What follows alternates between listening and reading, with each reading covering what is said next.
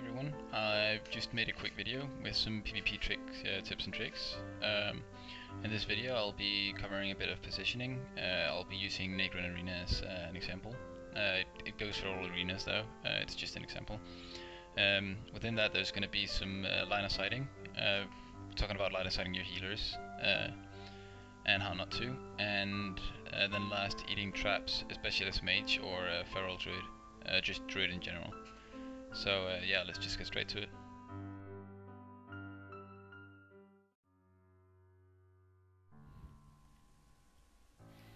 Okay, so basically I'm gonna do a bit of positioning guide in this arena. It basically counts for all arenas when you're doing it. There's a bit of line of sighting when you're playing with a healer, because let's say that you have a healer. Let's just check this. You have a healer here at blue. Your healer, depending on where you're standing, if you're standing at either green or, let's see, yeah, either green or purple for that matter. So if you're standing at green, your healer obviously should be standing behind the pillar right here, because then he can heal you like in this direction. If you follow the wall, you just keep that angle. That's the area where you can be for him. I know that this area is very small, it's very shallow, so it's not very optimal for you to be in to fight people. And obviously the same for here, but let's say that your healer is standing here, and you all of a sudden decide to push all the way to red. Now, that fucks up your healer, because if you have an enemy DK, let's say here, and you've pushed to red to go for their healer, your healer to heal you have to push out and move out. Already when he's here, you're open to line of sight for the DK, so you're gonna be CC'd by him, and that's before you can even reach your own DPS. So before the healer can reach his own DPS, so your healer is gonna be CC'd because you tried to move out to the other DPS while line of sighting your healer. What you should do, that's if you don't communicate. If you communicate, you should try and force to get yellow, which is the enemy. Let's just remove that. Try and force yellow to... Wow. Really? Okay. Force yellow to be around here, because that gives your healer the opportunity to move all the way up here, because then he only has to pop out like this. And if you can manage to get your healer a position where he can stand here, that gives you the option to move, let's see, like all the way here, and yeah, to green, basically. Green can be a bit further away even. There you go. So he can basically heal you from green all the way over to purple, with only having to like pop out every now and then. And let's say you're playing with the rest of druid, all he has to do is go out, pop rejuve, go back in, go out, life bloom, go back in, and he keeps doing that. And look at how small he has, like how short distance he has to move just to get out and pop and heal you, and getting back to line of sighting the DPS. And the DPS, if he starts moving up, you'll easily see it. Like if you have a DPS that's moving up, I'm just gonna put some sound on. There we go. If you have a DPS moving up here, you'll easily see that he's going for your healer, and you can CC him, and your healer will be able to move around the pillar, go around here, and if the DPS is chasing, he can just like keep running around the pillar, and yeah, you CC, and you can see it helps CCing as well to kite for your healer and peel for the healer. So that's really basic line of sighting. Just stay within angles where your healer doesn't have to pop up more, because if you force your healer to pop up more, like all the way out here, he's way too open for CC, and he's going to be trapped. He's going to be stunned or sheeped or feared or whatever. And if your healer gets feared, he's probably going to end up like running all the way out here. And if you're playing threes, he's going to get CC chained out here forever, and you're going to die. That's just how it works. If you're playing twos, he's going to die as well. That's just going to be too big a CC chain. But let's say that you're having your healer is around here instead. Okay, so he's hitting you here. He can heal you all the way. Whoa, that's a mistake. Sorry.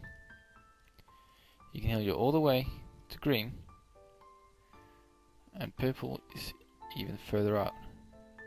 You can be all the way over purple, where he doesn't have to like go out in the open for the enemy CC here.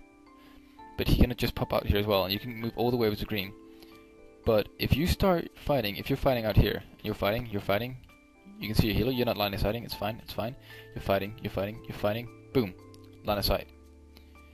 You're out of that angle, you passed green, and that's where he has to move out. You basically just think you're gonna die, you're dead. So fight between this and purple, basically, if he's there. And obviously, if he's on the other side, just stay between the other markers I showed you before. It makes kind of sense. Also, now I play mage, so that means you always have to think that your healer needs to be in blink range, because if you're playing against a 100 team and he gets scattered, as soon as you hit the scatter, you need to be able to react and just blink and take the scatter, take the trap.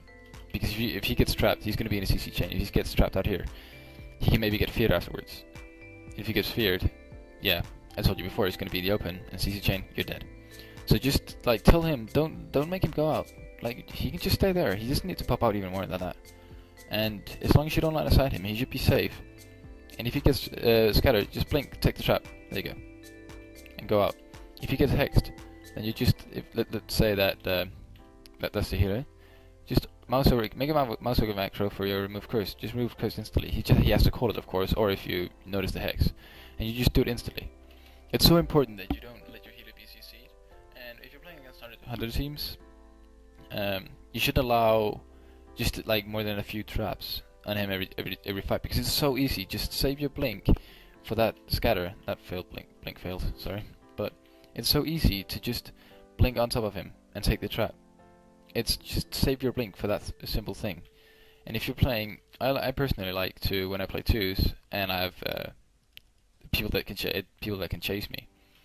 If I know that, let's say I'm playing against a hunter and a feral in twos, I know the feral can chase me. So first of all, I need blazing speed to be able to get away.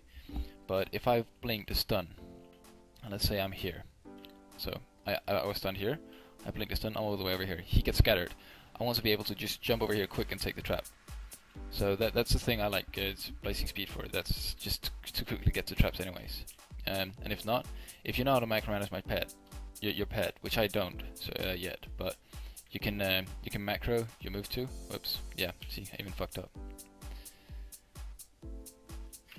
Just gonna do this button like, there we go. You can just tell your pet to go to the trap, and just keep your pet around your healer. Just keep your pet around down here. Because you can still freeze all this area, so it's still fine while it's standing there. And if he gets scattered or trapped, you just move the pet on top of him, and there you go. The pet took the trap, and he'll just dispel it. So that's really basic, like line of sighting for all classes. And as a mage, or even a feral, just like stay within blink range or your feral charge range. It's really important. What else is there? Oh yeah, don't outrange your healer, because let's say you're fighting here and the enemy is, whoops, okay, you're fighting here, he's standing on mid, you're fighting him, and he's pushing behind the pillar, and let's say you popped all your offensives, sorry, you put out the orb, it's gonna hit him, but he's behind the pillar, he's line of sighting you. Don't do this. Don't move up. Like, you either, because first of all, when you move down here, your healer has to get out of his line of sight and move all the way up here to be able to heal you, to get you. And yeah, sure, maybe you can do this, but let's say you play against a DK, you'll grip back, and you're slowed, and you might even get behind the line of sight for your healer. And where does your healer have to go? All the way over here, within this this line. Like that, and that's like going from across the map for him, and you'll die. You will die unless you get a really good block.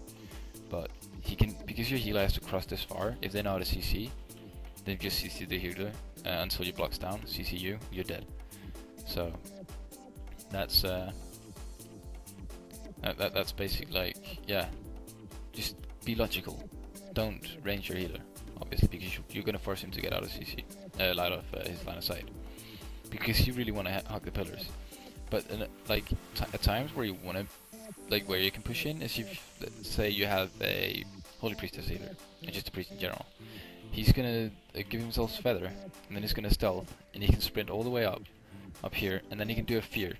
In that situation, you can easily go up, pop your offensives, freeze, and then go defreeze and go ham. Just make sure that you notice the healer so you can keep seeing him to force some defensives. So in that situation, it would be fine. There are like rested druids can do it as well, run up and disorient Roland and cyclone the healer. That would be fine as well. But you need to push up together. You can't go alone and then force him to move up, because as soon as you get back here, you're fucked.